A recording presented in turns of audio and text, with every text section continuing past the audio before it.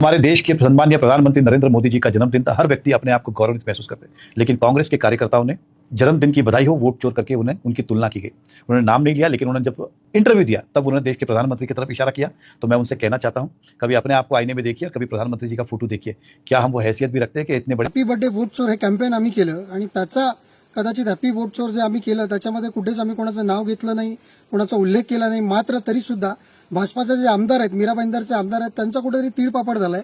त्यांनी त्याच्यावरती प्रतिक्रिया अशी दिली आणि त्याच्यामध्ये असं म्हणताना ते म्हणतात की या देशातला प्रत्येक व्यक्ती नरेंद्र मोदींबद्दल गौरवान्वित महसूस करतो किंवा त्याला असं वाटतं। तर त्यांच्या माहितीसाठी मी सांगू इच्छितो की तुम्हाला फक्त देशातल्या 36% लोकांनी मतदान केलेलं आहे, त्याच्यामुळे संपूर्ण देश म्हणजे भाजपामय झाला असं तुमचं जर वाटत असेल तर तो पहिला मनातनं तुमचा जो गैरसमज आहे तो दूर करा।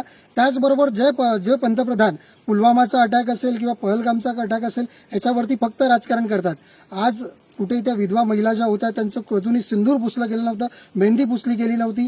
पहलगाममध्ये पुलवामाचा जो अटॅक झाला त्याच्यातला RDX कुठून आलं हे अजून सुद्धा कळेल नसताना त्याच्यावरती फक्त राजकारण करायचं, क्रिकेटच्या मॅच खेळायचा, लोकांना देशभक्तीचा गाजर द्यायचं, असं करणाऱ्या व्यक्तीकडनं आम्ही तरी अशा तरी व्यक्तीमुळे आम्ही स्वतःला गौरवान्वित महसूस करत नाही। आम्हाला स्वतःचा तो गौरव वाटत नाही।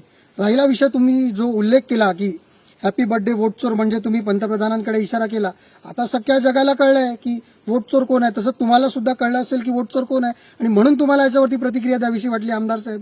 त्याचबरोबर तुमचं असं म्हणणं की तुम्ही आमची लायकी काढली की तुमची हैसियत काय आहे, तर तुम्हाला मला सांगायचं आहे की आपण लोकशाहीमध्ये राहतो। इथे पंतप्रधान सुद्धा 1 वोटच्या लायकीचा आहे, त्याची हैसियत सुद्धा 1 वोटची आहे, राष्ट्रपतींची हैसियत सुद्धा 1 वोटची आहे आणि आमच्यासारख्या सर्वसामान्य नागरिकांची हैसियत सुद्धा 1 वोटची आहे। त्याच्यामुळे आपण सर्वसामान्य एकाच पातळीवर आहोत। इथे लोकशाही चालते, राजेशाही नाही, हुकुमशाही नाही। त्याच्यामुळे पंतप्रधान म्हणजे कुठून आकाशातनं तुम्हाला जरी वाटत असलं, त्यांचं जरी म्हणणं असलं की ते नॉन बायोलॉजिकल आहेत तरी ते आकाशातनं आले नाहीयेत, आपण सगळे जमिनीवरच असतो। हे तुम्ही सुद्धा लक्षात ठेवलं तर बरं होईल आमदार साहेब।